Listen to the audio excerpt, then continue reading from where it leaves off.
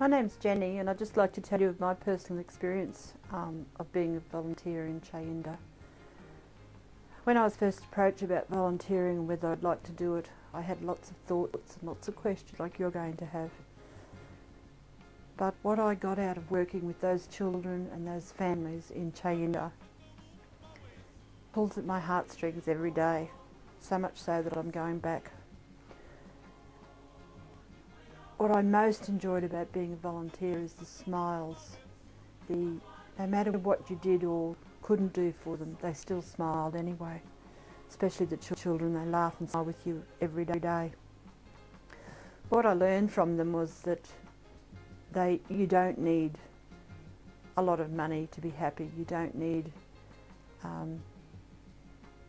much to live, because they live in 6x4 huts, mud brick huts.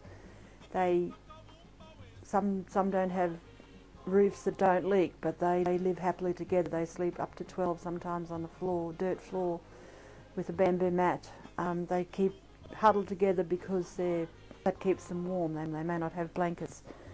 So therefore I learnt that I don't need much when I come back to Australia. The love of my family keeps me going. That I don't need all those mundane things in life anymore, because certainly it makes life easier, but I've learnt to live without them. When I go back this time, again I want to work with children. I want to work with the orphans, the vulnerable children, the guardians particularly, to help them. A lot of them are older women who are now looking after their grandchildren and sometimes great-grandchildren, trying to rear them, because the group in between the parents have died because of HIV.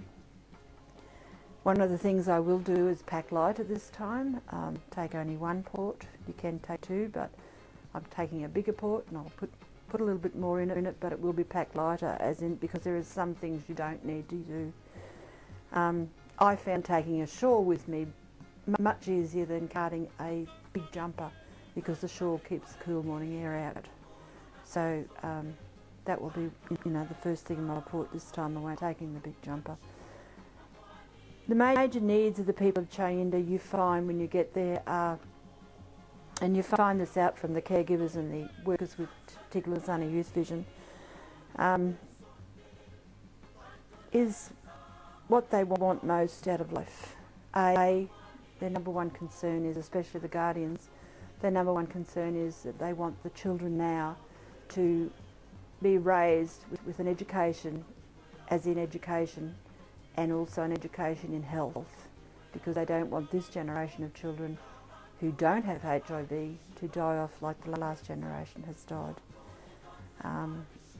And so therefore we, as well as Tigulazana Youth Vision, are educating them on contraceptives, the use of condoms, how to wash your hands every day, all these sort of things to keep the germs at bay.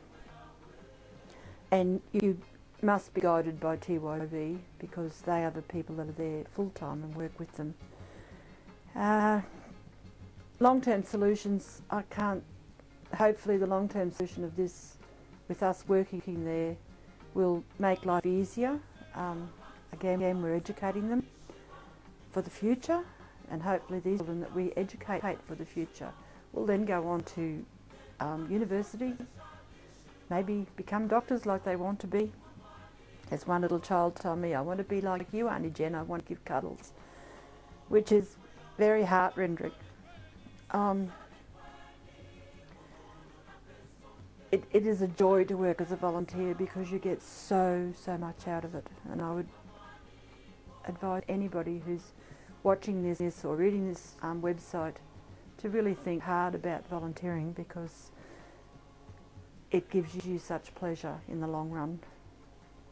While you're volunteering, you may want to think about seeing other parts of Africa. You can probably organise through the committee some R&R time, or before you go or after you leave Chayinda, you may be able to organise a safari somewhere, or go to Livingston and see the falls, etc. So yes, you can have some free time while you're there, before or after, or work out with the committee if you can have a couple of days R&R, which sometimes you need after you've worked really hard for the week, especially when you've had children with, I suppose most of the children with HIV consequently don't die from AIDS, but they can die from the infections they pick up whilst having HIV, from the malaria, from whooping cough, etc. And whilst I haven't experienced the death of a child, I've certainly experienced the death of their guardians, and that is very heart-wrenching and can take a lot out of you for the week. So sometimes you find you just do need to pull away at the weekend and have a little bit of R&R to recharge the batteries to come back.